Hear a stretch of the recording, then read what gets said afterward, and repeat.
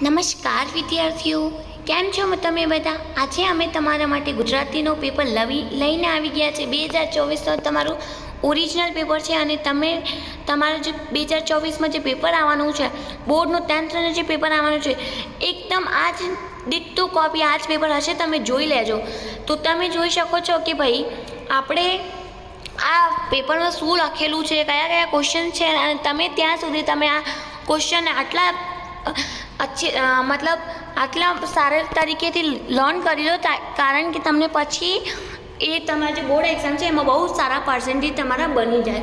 આ જે તમારી પેપર તમે જોઈ રહ્યા છો એ તમારે 2024નું ઓરિજિનલ પેપર છે. તમે આ વિડીયો એન્ડ સુધી જોજો અને તમારે આ જે વિડીયો છે અને આ અમારી ચેનલ સબસ્ક્રાઈબ પણ કરી દેજો અને આ વિડીયો તમે તમારા દોસ્તો સાથે પણ જરૂરથી શેર કરી લેજો. તો હેડો વિદ્યાર્થી, હવે આપણે પેપર સ્ટાર્ટ કરીએ. આનું જે ઓરિજિનલ કીઝ છે, અમને આન્સર કી છે, તમને અમારી વેબસાઇટ ઉપર મળી જશે. સ્ટડી વિલેજ ઉપર ગૂગલ ઉપર જઈને તમે સ્ટડી વિલેજ સર્ચ કરશો અને ત્યાં તમે સ્કોર કરીને ગુજરાત 10th બોર્ડ ગુજરાતી પેપરનું આન્સર કેમ કરીને આવશે, તમે ક્લિક કરશો તો તમને તમારું જે પેપરનું આન્સર છે એ મળી જશે. હેડો, હવે આપણે વાર ના કરીએ અને હવે આપણું પેપર સ્ટાર્ટ કરીએ. તો આમાં શું છે ભાઈ? હવે આમાં વિભાગ 1માં શું છે? પ્રયાણ. હવે શું છે? પ્રાણ. તો આમાં તમારે જો આ અહીંયા લખેલા શું છે, આ જે આપણે ચેપ્ટરના લેખક છે એમનું નામ લખ્યું છે. તો આ જે પ્રાણ છે એના લેખક કોણ છે? જેઠીબાઈ છે એના લેખક કોણ છે? અને ટિફિન એના લેખક કોણ છે? તમે તમારા ચેપ્ટરમાં લખ્યું હશે તો એ તમે જોઈને કરી લેજો. હવે નીચે શું આપેલું છે? હવે અહીંયા ફિલ્ડ બ્લેન્ક્સ આપેલા છે. ભર બજારે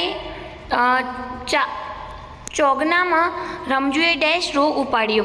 હવે આ તમારું ફર્સ્ટ ફિલ્ડ બ્લેન્ક્સ છે. સેકન્ડમાં શું છે? અમૂલ ડેરીના સ્વપ્ન દ્રષ્ટા ડેશ હતા. આમાં આન્સર આવશે વર્ગીસ કુરિયર. પછી ઘટાયેલો ઘવાયેલો દીપક ઈશ્વરનું સ્મરણ કરે છે. ખરું એ ખોટું તમારે રાઈટ ઓર રોંગ લખવાનું છે. પછી સેકન્ડમાં શું છે? જેઠીમાએ દીવ બંદરમાં રંગાટ અને વણાટ કામનું કારખાનું ઊભું કર્યું છે. આમાં ટ્રુ આવશે. પછી નીચે આપેલા પ્રશ્નોના એક વાક્યમાં ઉત્તર લખો. આ જે આપણે ક્વેશ્ચન આપ્યા છે એમના એક વાક્યમાં ઉત્તર આપવાના છે. તો ટિફિન માટે ભદ્ર કયો શબ્દ પ્રયોગે છે? સેકન્ડમાં છે બલાઈ સૌથી વધુ આકર્ષણ કયા વર્ષનું હતું? પછી ટિફિન ક્રાંતિમાં ગાય માટે કયો શબ્દ પ્રયોજેલો છે? હવે આપણે ડમાં કરીએ. ડમાં શું છે? 2-3 વાક્યોમાં ઉત્તર લખો. હવે આપણા 2-3 વાક્યોમાં ઉત્તર આપવાના છે. પોર્ચુગીઝ ઓફિસરો જેઠીબાઈના ઘર પાસેથી પસાર થતા ત્યારે શું કરતા?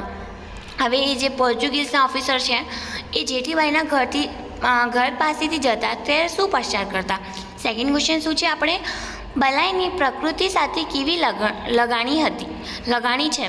તો બલાઈને પ્રકૃતિ સાથે કેવી લગાણી છે એ તમે એ ચેપ્ટર જોઈ લેજો તો તમને ખબર પડી જશે. પછી અંબારામ ભદ્રના વેગ માટે કઈ ઘટના યાદ કરાવે છે? તો અંબારામ જે છે એ ભદ્રના વેગના કઈ ઘટના યાદ કરાવે છે? ઓકે. હવે ઈમાં શું છે? આપણે નીચે પ્રશ્નના વિસ્તાર ઉત્તર લખો. હવે આપણે ગમે તે 2 લખવાના છે આમાં, તો 6 માર્ક્સના હશે. મતલબ એક જે ક્વેશ્ચન છે એ ક્વેશ્ચન આપણે 3 માર્ક્સનું રહેવાનું છે.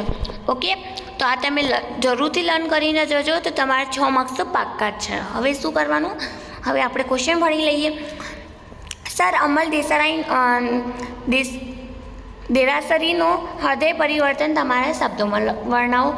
શરણાઈના સૂર ક્રાંતિના આધારે પિતાની વેદનાના આલેખો. જેઠીબાઈનું પાત્ર નિરૂપણ કરો. ઓકે. હવે સેક્શન બી. હવે સેક્શન બીમાં શું છે? જે આપણે ઉપર સેક્શન એમાં કીધું એ જ છે. આમાં આપણે ચેપ્ટર છે એના લેખકના નામ છે, કોણ છે. ઓકે.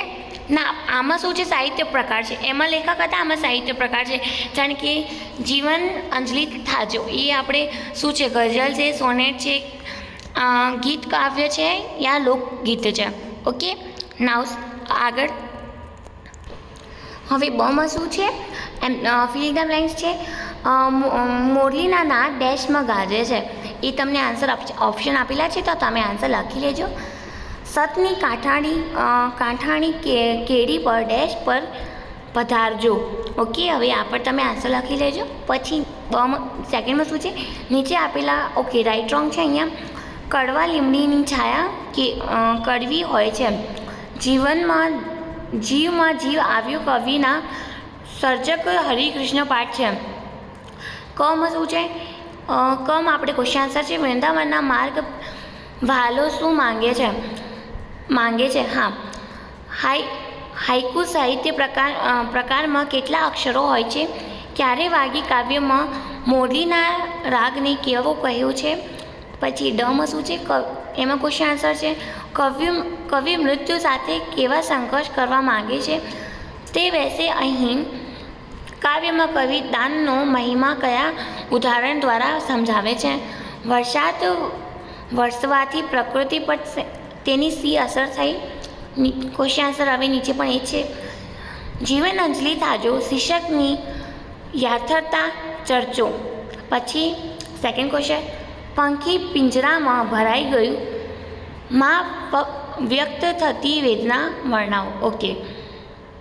સેકન્ડ લાસ્ટ ક્વેશ્ચન હવે, ક્યારે વાગી કાવ્યનો મધ્યવર્તી વિચાર સ્પષ્ટ કરો. ઓકે. હા, તો આપણે સેક્શન સીમાં MCQs છે અહીંયા. હવે આપણે 9થી આપણે આપેલા છે. આંખ મચી જવી રૂઢિયો પ્રયોગ આપવાનું છે. જાજી ગાડીઓ સાપને તાણે કહાવતનો અર્થ લખવાનું છે. સુનિત નિબંધ લખે છે. કર્મણી વાક્ય આમાં ઉપર કર્મણી વાક્ય લખવાનું છે.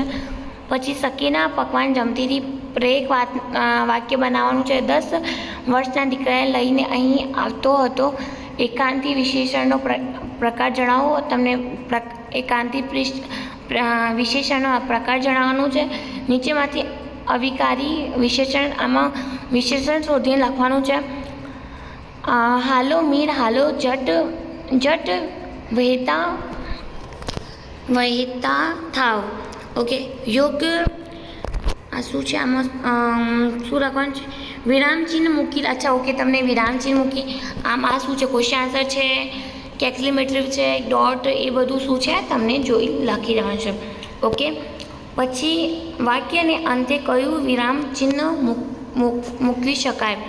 ઓકે. આ શું છે? જઈ પુનર્નિર્માણ એટલે આ ડોટ. પછી અલ્પ વિરામ એટલે આ. આમ આપણે કરવાનું છે. નાવ સેક્શન ડીમાં શું છે? હવે આપણે સેક્શન ડીમાં આ શું છે? તમારે આપેલ ઘટખંડનું આશરે ત્રીજે વિભાગમાં ઓપ્શન કરીને તમે શીર્ષક આપો. આનું તમને ભણીને તમને શીર્ષક આપવાનું છે. આમાંથી જે મેઇન પોઈન્ટ છે એના શીર્ષક આપવાનું છે તમને. પછી આપેલ મુદ્દાઓ પર વાર્તા લખો અને ઓકે. તમને અહીંયા સ્ટોરી લખવાની છે. આ જો કંજૂસવાળામાં રૂપિયા ઘટાડવા. ઓકે. આના ઉપર તમને સ્ટોરી લખવાની છે. હવે આ શું છે? એક સેકન્ડ હું જોઈ લઉં. તમારી શાળા યોજેલા વૃક્ષારોપણ સપ્ત કાર્યક્રમો અહેવાલ સારી. ઓકે. તમને અહીંયા શું લખવાનું છે? અહીંયા તમારે આના ઉપર તમારી શાળા ઉપરથી આ વૃક્ષરોપ સપ્તાહ છે એના ઉપર તમને 100 અક્ષરો લખવાના છે. પછી નીચે આપેલી પંક્તિનો વિચારો. ઓકે. આ નીચે અહીંયા તમને પંક્તિ આપેલી છે એના વિચાર વિસ્તાર કરો. ખબર પડી ગઈ? હવે ઈમાં શું છે? નીચેમાંથી કંઈ પણ એક વિષય પર આશરે 200 શબ્દમાં નોટ લખો. ઓકે. તમને અહીંયા નિબંધ લખવાનો છે. પ્રવાસનું જીવન. ઓકે. પ્રવાસનું જીવન ગણતરમાં સ્થાન. ઓકે. પછી માત્ર પ્રેમ પ્રાર્થના આત્માનો ખોરાક. આના ઉપર આ 3 તમને એસે આપેલા છે, નિબંધ આપેલા છે. તો તમને આના ઉપર લખવાનું છે.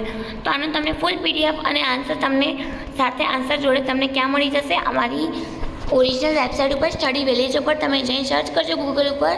તમને PDF અને આન્સર બંને મળી જશે. તો આ વિડીયો તમે તમારા દોસ્તો સાથે શેર કરો અને અમારા ચેનલને જરૂરથી સબસ્ક્રાઈબ કરજો. ધન્યવાદ.